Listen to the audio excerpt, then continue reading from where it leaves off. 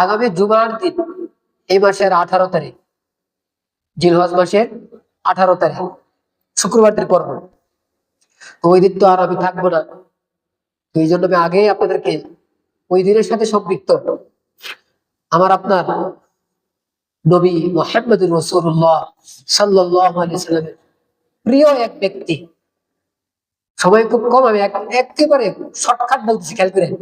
নবীজি বলেন, লিকুল্লি নাবিয়্যিন রফিকুন, প্রত্যেক নবীর খাস বন্ধু আছে। ওয়া রফিকি ফিল জান্নাহ, আর আমার খাস বন্ধু জান্নাতে হবে ওসমান। সুবহানাল্লাহ। নবীজির খাস বন্ধুর একজন নাম কি? খেয়াল করে। নবীজি একবার পাহাড়ের উপরে দাঁড়ানো, সাথে আরো 3-4 জন। পাহাড় কাঁপতেছে। নবীজি বলছেন, উসবুত ইয়া হেরা, স্থির হও, থাইমা দাও। তোমার উপরে কে আছে জানো?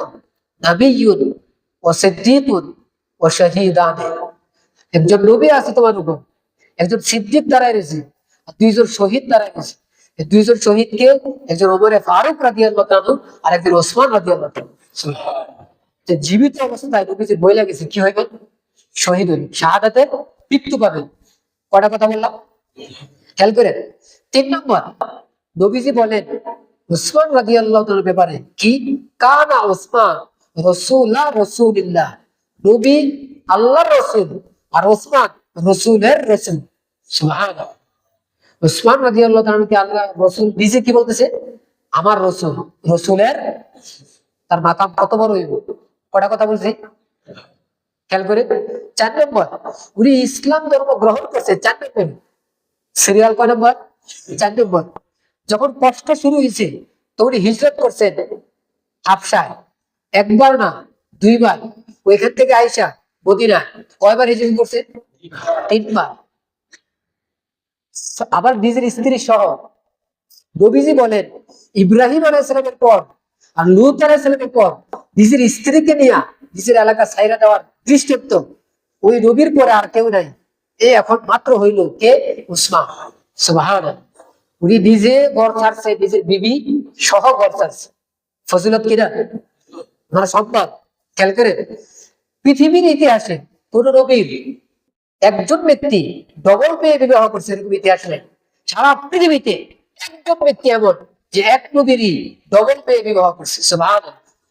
তিনি কে? উসমান রাদিয়াল্লাহু তাআলা। আমি কি ভাই কিছুটা চিনাইতে পারছি? খেয়াল করেন। এবং উনি নবীজির ইন্তেকালের পরে 3য় নম্বরে খলিফা হয়েছে। 10 বছর, 12 বছর, 12 দিন কম, 12 বছর খেলাফত চালাইছে। সুবহানাল্লাহ। উনি কেমন ব্যক্তি ছিলেন? রাসূলুল্লাহ সাল্লাল্লাহু আলাইহি ওয়াসাল্লাম যখন নাকি নামাজ মদিনায় মসজিদ নববীতে নামাজ শুরু হয়েছে, কিছুদিন পর নামাজ পড়তে কষ্ট হয়, একটু জায়গা বাড়তে লাগবে। এক আনসারী সাহাবী, তার জায়গা ছিল, নবীজি ডাক দিয়ে বলছে এই জায়গাটা প্রয়োজন। ওই সাহাবী বলছে আমি জায়গাটা তো দিতে পারতেছি না, কারণ জায়গাটা তার প্রয়োজন। খেয়াল করছেন?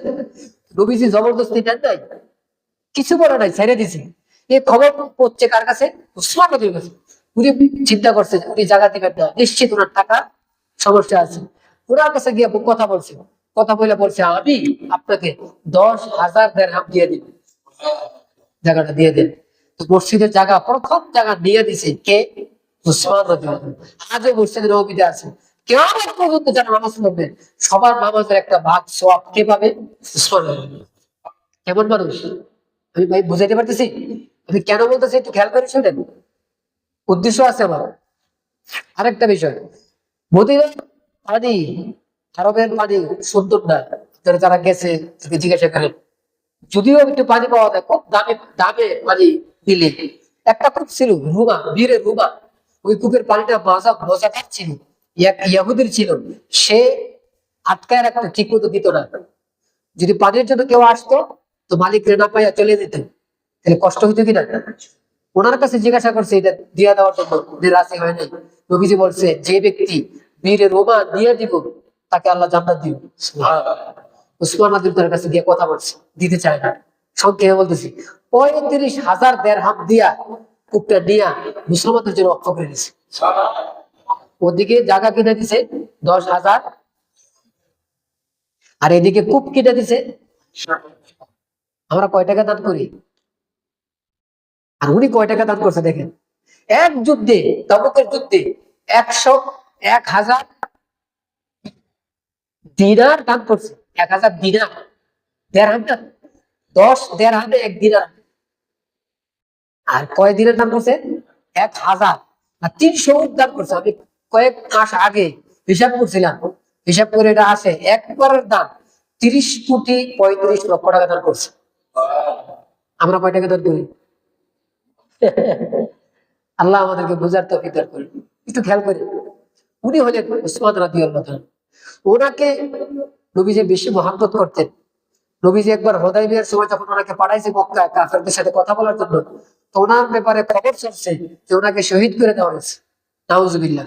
তো নবীজি এটা শুনে খুব কষ্ট হয়েছে, সাহাবায়ে কেরাম কষ্ট হয়েছে। সবার হাতে হাত রেখে, নবীজির হাতে হাত রেখে নিজের জানের উপর নির্ভর করে বায়াত দিছে, জান দিয়ে দিব, উসমান রাদিয়াল্লাহু জানের মোকাবেলা প্রতিশোধ দিব। তো ওই সময় উসমান রাদিয়াল্লাহু উপস্থিত নাই।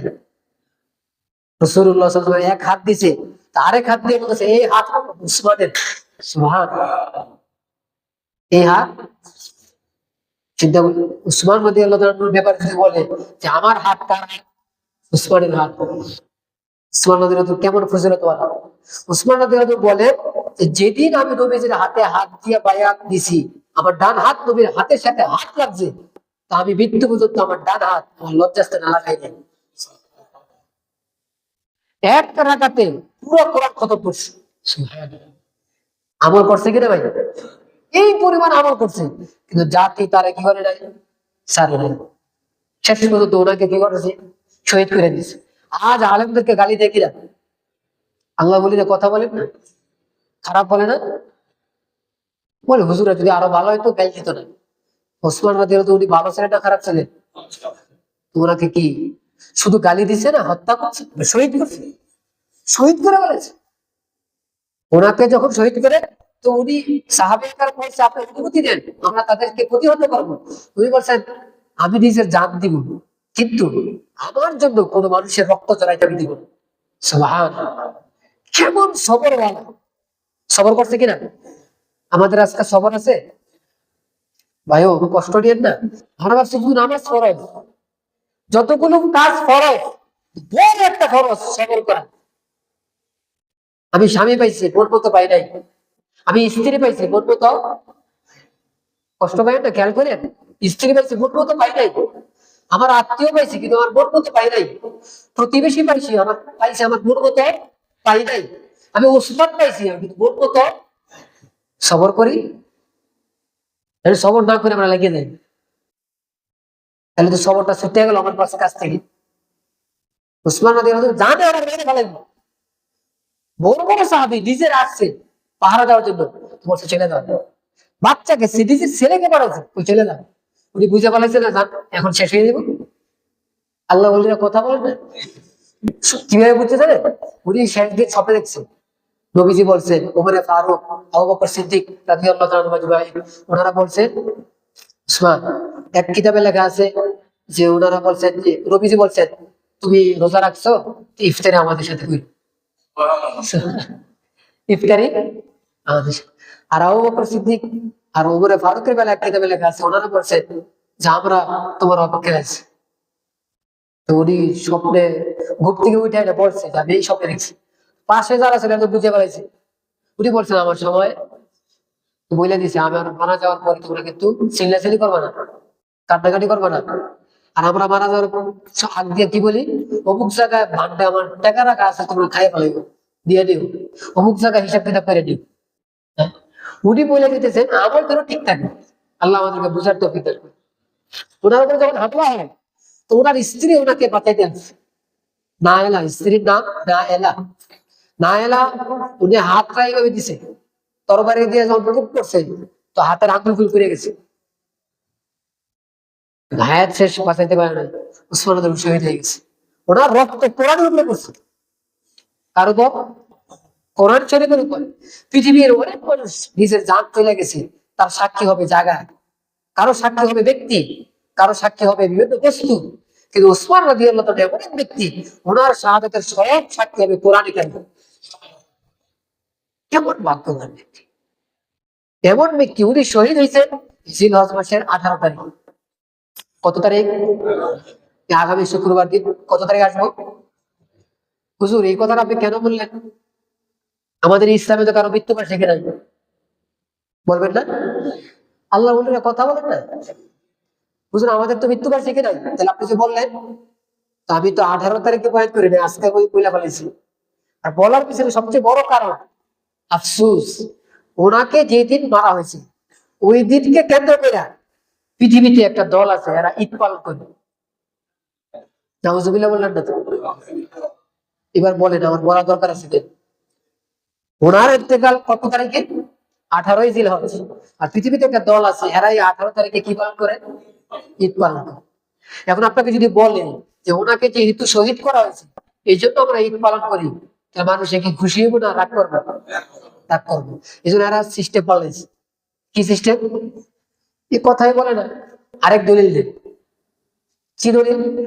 আলী রাদিয়াল্লাহু তাআলাকে এই 18 জিলহজ, জিলহজের 18 তারিখ নবীজি ওনার ভেলায়েতের ঘোষণা করছে।